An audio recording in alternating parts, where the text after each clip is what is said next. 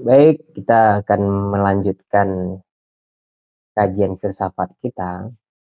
Kemarin kita telah membahas Heraklitus, telah membahas Parmenides, Zeno, kemudian juga Protagoras itu ya, bahwa semua filsuf ini saling menutupi atau saling melengkapi filsuf-filsuf sebelumnya. Walaupun bukan berarti filsuf yang lahir terakhir kali itu akan lebih benar dari filsuf sebelumnya. Tidak begitu konsepnya ya. Misalkan kita melihat Heraklitus yang mengatakan kita tidak mungkin bisa melompat di sungai yang sama pada dua kali, pada kali kedua. Karena pasti kali keduanya kita melompat ke sungai yang berbeda gitu. Karena sungai itu mengalir gitu logikanya, bahwa segala sesuatu itu bergerak, tidak ada yang tetap gitu.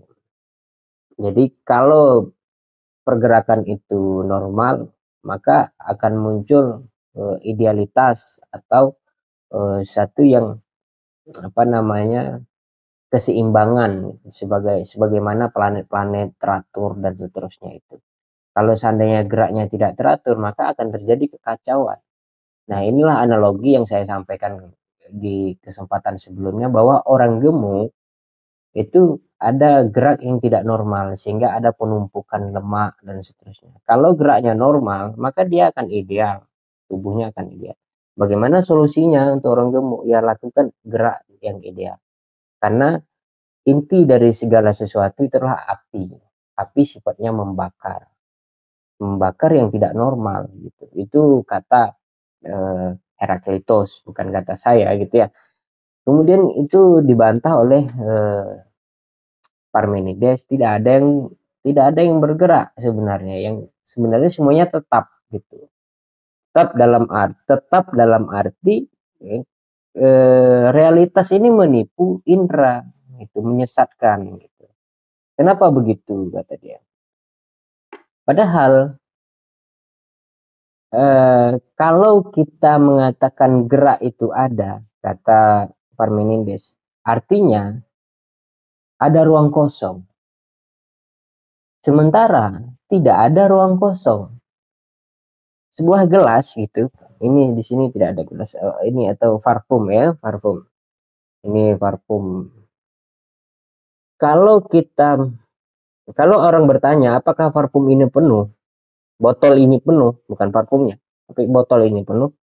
Orang normal yang melihat dengan indera dia akan mengatakan parfum ini tidak penuh, botol ini tidak penuh karena diisi hampir hanya 80% atau 85%. Sisanya kosong. Itu realitas yang menjawab. Tapi kalau kita menggunakan konsep Parmenides bahwa botol ini penuh, gitu. Tidak ada ruang kosong. Karena 15% yang di atas ini itu diisi oleh udara. Jadi di mana kosongnya? Apakah udara itu kosong? Tidak, udara tidak kosong. Nah, itu. Oleh karena tidak ada ruang kosong tadi, Parmenides menyimpulkan tidak ada gerak. Bagaimana bisa gerak? Karena tidak ada ruang kosong. Kalau kita bisa bergerak karena ada ruang kosong. Itu kata dia. Oleh karena itu Zeno menjelaskan maksudnya. Anak panah yang keluar dari busur itu sebenarnya tidak pernah sampai pada tujuannya. Dia menetap di situ. Yang sampai pada tujuan itu adalah anak panah yang berbeda. Begitu. Karena dia per sekian detik sudah berubah menjadi anak panah yang lain, ya anak panah yang kemarin, anak panah yang akan datang. Anak panah kemarin juga berbeda. Artinya hidup ini sekat-sekat gitu. Nah ini seru. Nah selanjutnya saya ingin membahas sebelum Socrates ini ada filsuf yang lebih keren lagi, yaitu Gorgias itu, dari filsuf-filsuf sebelumnya. Gorgias ini mengatasnamakan dirinya sebagai sofisme. Sofisme berasal dari kata sofi, artinya bijaksana. Sofisme artinya kelompok yang bijaksana. Nah, salah satunya Gorgias ini. Gorgias ini tidak berasal dari Athena, tapi dia datang ke Athena pada tahun 400-an ya, 400-an sebelum Masehi. Nah, disitulah dia akan ketemu dengan Socrates. Nah, ada empat apa namanya? Ada tiga ya, tiga proposisi yang disampaikan oleh Gorgias dari pemahaman relativismenya. Pemahaman relativismenya ini juga akan mempengaruhi banyak sekali pemikiran yang akan datang, seperti pragmatisme muncul dari situ juga, relativisme, positivisme juga muncul, eksistensialisme juga, karena ada antitesa dari relativisme itu tadi.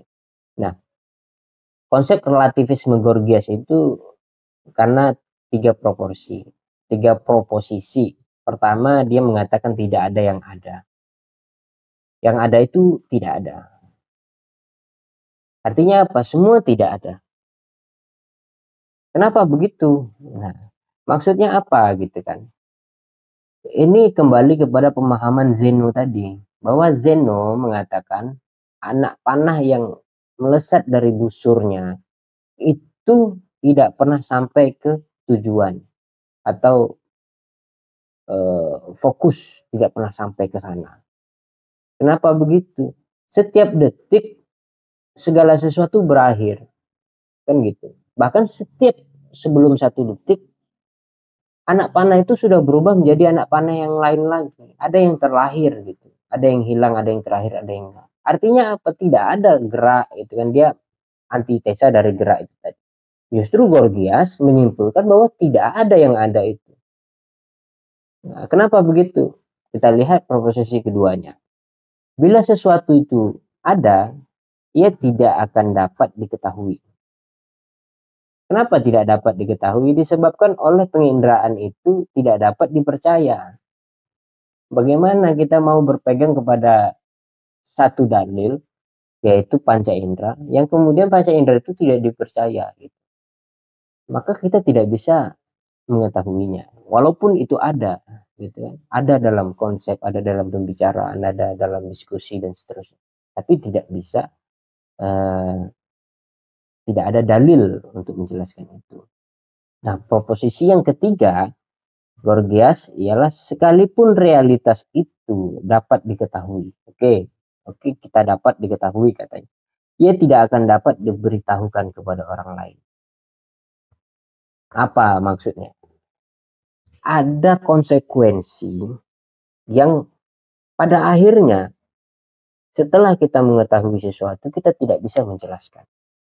Maksudnya adalah, saya katakan bahwa busur panah itu melesat dan mengenai sasaran. Nah, saat itu adalah ketika itu, gitu. Tapi ketika saya menceritakan saat itu di masa yang akan datang, maka semua telah berubah. Paham ya, maksudnya? Jadi tidak bisa dijelaskan. Itu hanya pengalaman subjektif yang bisa diresapi oleh setiap individu. Karena orang akan mengatakan bahwa ya, mana mungkin anak panah itu melesat dan pas pada busur, pada tujuannya. Jangan-jangan tujuannya bukan itu, kata orang lain. Inilah yang masuk pada pemahaman relativitas itu. Ketika saya misalnya merasakan gula yang manis, itu ya manis. Gula itu manis gitu. Tapi orang lain merasakan ya manis, tapi manisnya seperti apa? Tidak bisa dijelaskan. Manis menurutmu seperti apa? Oh ya, ini seperti yang kurasakan, manis itu begini. Tidak bisa dijelaskan. Dia ada tapi tidak bisa dijelaskan. Ajaib gitu ya. Jadi pengalaman setiap orang itu tidak bisa menjadi patokan kebenaran, kata Gorgias, atau itu adalah kebenaran untuk dirinya, sehingga kita tidak bisa memaksakan orang lain untuk mengikut kebenaran kita, karena kebenaran itu relatif. Itu intinya ya, saya rasa itu ya yang dapat saya jelaskan tentang Gorgias. sebenarnya sangat menarik ini Gorges. Terima kasih.